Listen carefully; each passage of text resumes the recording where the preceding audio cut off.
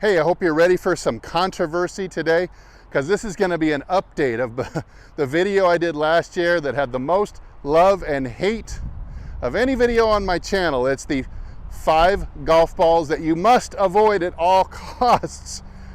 And it's an update for the brand new available robot data, and it's coming up right after this.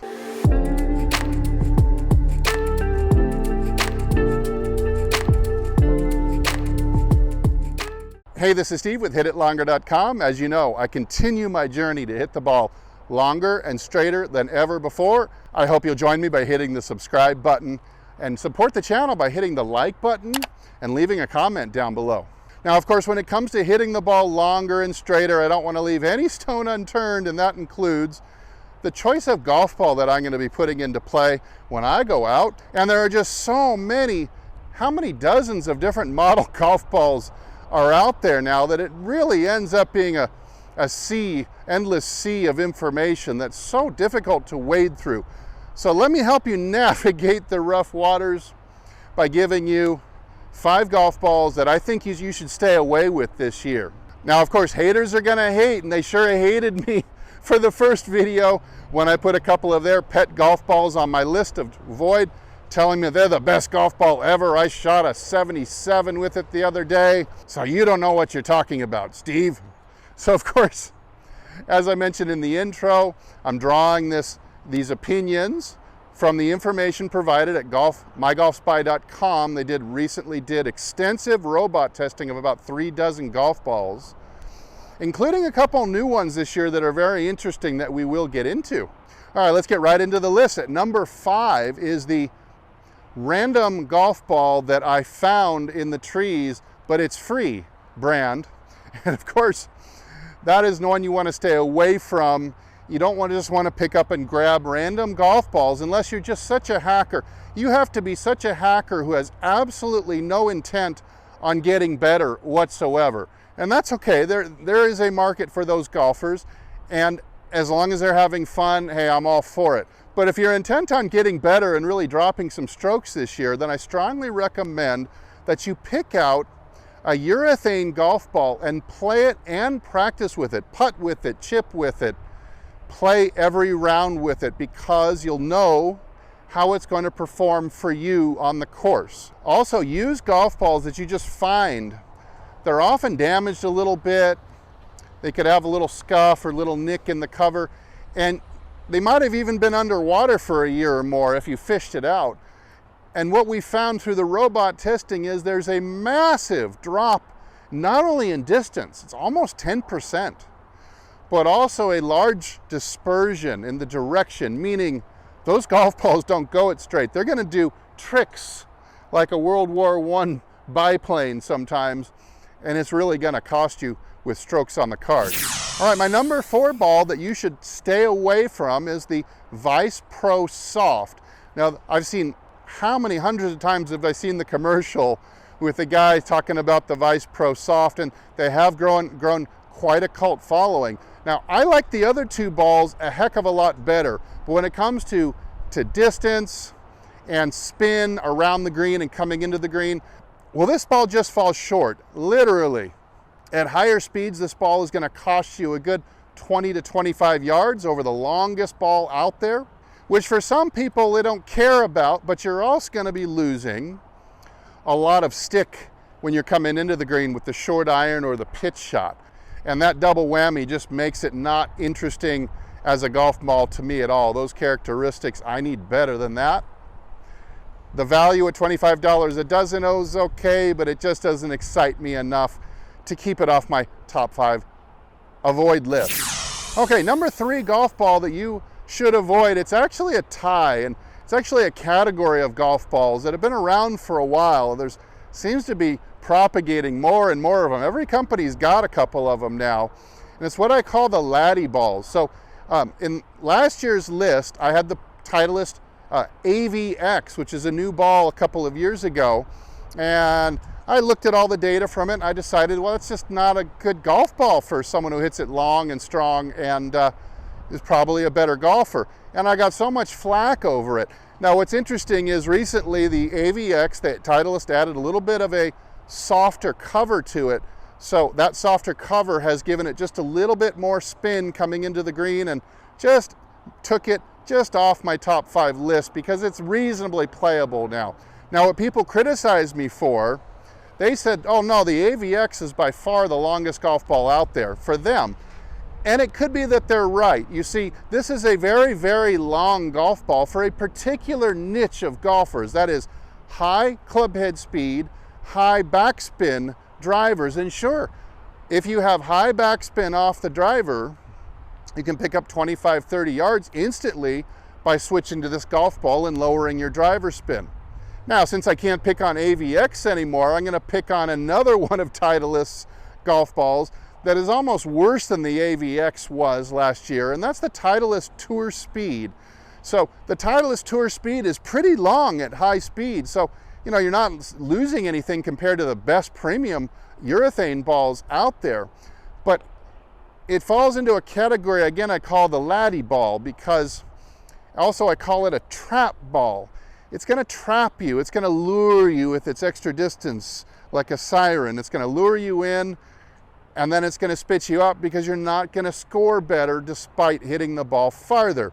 Now, almost every company's got one of these. You've got the Srixon has the Z, the Bridgestone has the RX version of their golf balls, and all of these kind of fall into the same category. Now, they're softer, so they feel soft, squishier, and they do keep up with some of the longest balls in the test within 3, 4, 5 yards, despite being softer. We know softer is slower, but now we know there's an asterisk to it in that these softer golf balls can sometimes spin a lot less, 300-400 RPMs, and that is a huge difference. You get your driver spin down, and that drive is generally going to go a lot farther, and that's how they're able to keep up. But if you're a good player, this is a trap ball for you, because now what are you going to do? You've got the short iron, the wedge, even a pitch to the green, and these balls spin, especially the Tour Speed. It spins less than a range ball. It's unbelievable. So that 90-yard shot, 80-yard shot that you set up with your big drive is going to bounce right over the green, or at least not stop where you need it to. Also, bunker shots, pitch shots, a lot of shots around the green with this classification of golf ball. Going to be exceptionally hard to get up and down and make one putts on because of such a lack of spin around the green. So for every stroke you might be picking up due to the distance, you're probably going to lose 3 due to having no spin where it counts around the green. All right, my number 2 golf ball that you should avoid this year is very strange because it was actually on my top 5 list last year, and that's the TaylorMade TP5. Now, for some reason, the formula got changed this year because all of a sudden, this golf ball has become very short and spinny. So you're going to give up yardage off the tee. So the higher your swing speed, the more distance you're going to be losing against your playing competitors, as much as 20 yards eventually at super high speed.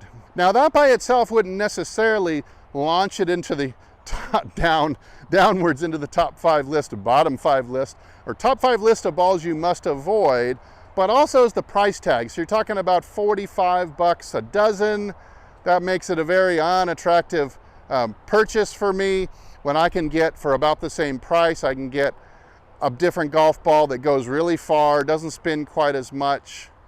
Yeah, I'm gonna pass. Now, a similar golf ball that I'm gonna give an honorable mention to, because it didn't quite make the list, but because not a lot of people really play it that I've ever seen. I've never seen one, and that's the Mizuno RB golf ball, RB Tour, RBX. They have a couple golf balls.